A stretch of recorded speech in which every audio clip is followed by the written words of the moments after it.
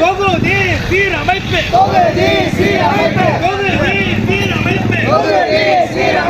என்ற பெயரில்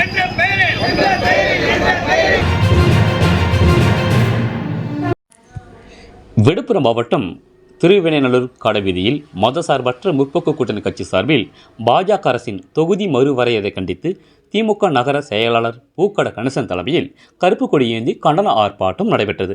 ஆர்ப்பாட்டத்தில் பாஜக அரசின் தொகுதி மறுவரையறை சட்ட மசோதாவை திரும்பப் பெற வலியுறுத்தியும், தொடர்ந்து மக்கள் விரோத போக்கை கடைபிடிக்கும் பாஜக அரசை கண்டித்தும் இந்திய கம்யூனிஸ்ட் கட்சி நகர செயலாளர் TS முருகன் கண்டன உரையாற்றினார்.